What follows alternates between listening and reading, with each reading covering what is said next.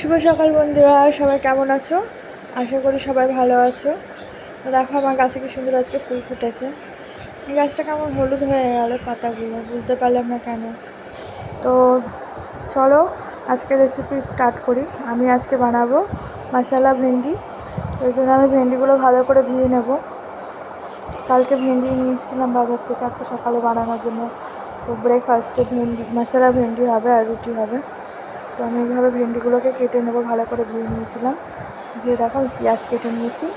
এদিকে কড়াই বসিয়ে দিয়েছি, এবার কড়াইতে আমি তেল দিয়ে দিয়েছি। তো এবার আমি এর মধ্যে পেঁয়াজটা দিয়ে দেবো।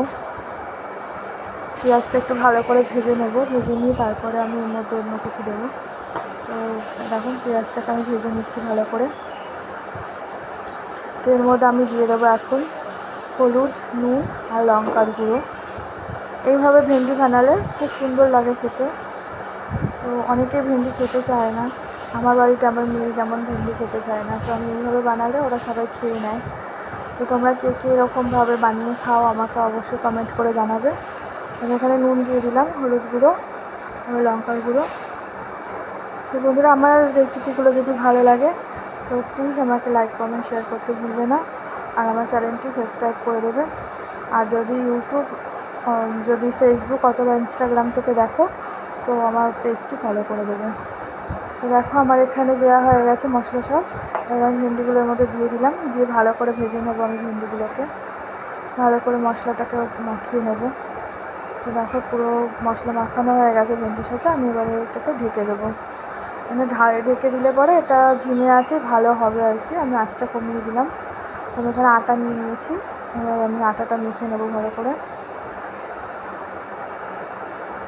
তো প্লিজ আমাকে সাপোর্ট করো, তোমাদের সাপোর্টের ভীষণ প্রয়োজন আমার।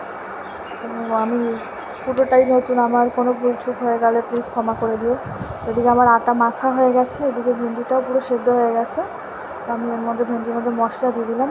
এটার মধ্যে তোমরা ম্যাগি মশলা আমি দিয়েছি, বাট আমার কাছে এখন এই মুহূর্তে সাম্বার মশলা নেই। এখানে সাম্বার মশলা দিলেই ভালো লাগে খেতে। তোমরা এইভাবে সাম্বার মশলা দিয়ে বানিয়ে খেয়ে দেখো, খুব সুন্দর লাগে খেতে। আর রুটির সঙ্গে তো জাস্ট অসাধারণ লাগে। তো এইভাবে একবার মশলা ভেন্ডি বানিয়ে খাবে, অসাধারণ লাগে, অসাধারণ। আমার বাড়ির সবাই এটা খুব ভালো খায়। তো আমার সকাল সকাল কর্তামশাই আজকে কাজে চলে যাবে, তো আমি ওই জন্য এইভাবেই বানালাম।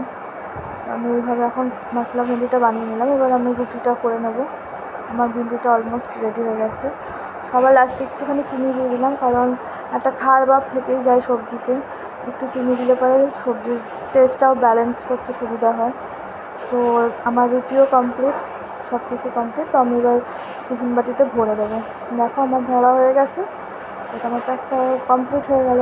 টাটা।